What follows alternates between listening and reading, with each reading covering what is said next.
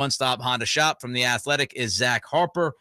Zach, we thank you for your time. It is much appreciated. Just want your thoughts first, kind of revisit last week, the lack of a move from Monty at the deadline. Yeah, I don't love it, especially considering what other teams did, but I get it from the stance of, look, the Kings are playing above expectations, right? If you look at everything going into the season, even if you thought they were going to be much improved, nobody thought they would be here at this point. And so you kind of want to see what this group can do. You have a ton of flexibility moving forward, even if you don't make a move.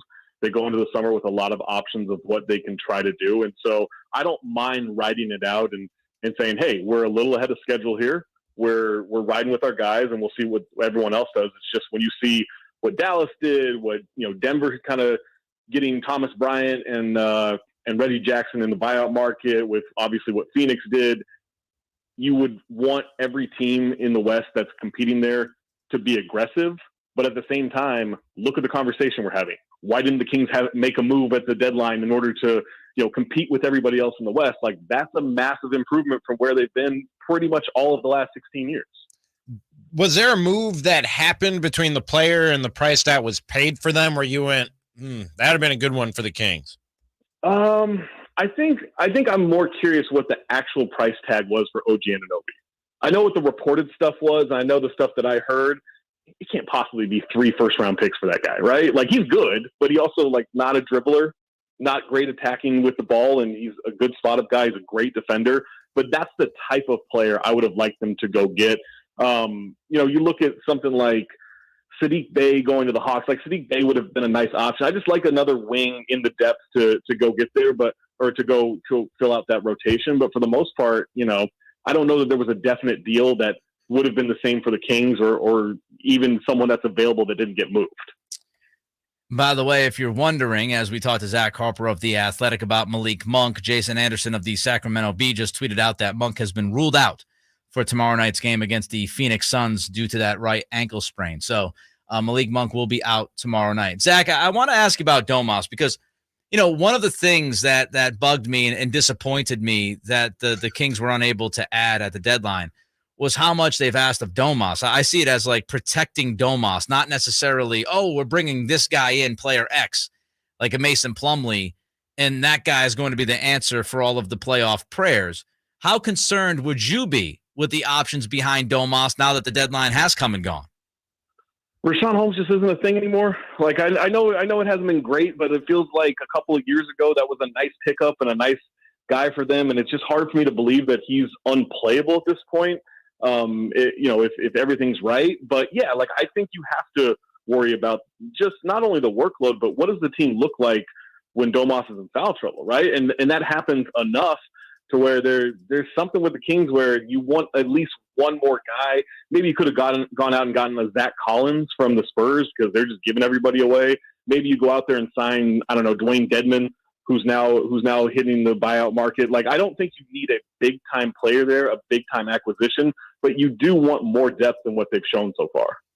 Zach, I'm going to ask you a question that when I asked myself this question this morning, it sounded kind of crazy to me, but the more I dig on it makes a little bit of sense. Just based on what they've done this year, not name value, star power, the potential of, say, a Luka and a Kyrie or Devin Booker and Kevin Durant. Have Domas and Fox been the best 1-2 punch in the Western Conference this year? Oh, in the West, I mean, Jokic and Murray have been pretty good. It's hard for me to go against them because Jamal Murray, I don't think he just looks back. Like, I think this is the best basketball he's played outside the bubble. So I would give them the nod, especially just because Jokic is so ridiculous. But after that, it's hard to argue against what Fox and Domas have been for the Kings versus any other team. I mean, it's not like, we're putting Luka and Spencer Dinwiddie up there, right? Like, the 1-2 punch in the West hasn't really been there for a lot of teams. It should be Kawhi and Paul George, but they miss games so often that they're not there. So yeah, I think Fox and Domas are up there with anybody that's not Jokic and Jamal. Zach Harper is from The Athletic. He's on the Folsom Lake Honda hotline. Folsom Lake Honda, your one-stop Honda shop. Zach, this team as currently constituted, what's the ceiling? I think realistic is first round home court advantage. Like, they can win a series. It's always matchup dependent. If a really good team, like let's say the the Warriors end up as their first round matchup. I wouldn't expect them to win that. If the Warriors are healthy, I would expect the Warriors to go out there and win that series. I don't think there's anything wrong with that, but I think the Kings can legitimately set their sights on the second round. And that, I mean, man, just think about what a massive change that is from even what it was last year, right? They made the trade last year and they were just brutal down the stretch. Like the offense wasn't clicking, the defense wasn't clicking. It was just a getting to know you kind of situation that didn't really yield results until this year. But if they could get even just making the top 6 in the West and getting knocked down the first round is a huge improvement. Getting to the second round, I think, is very doable.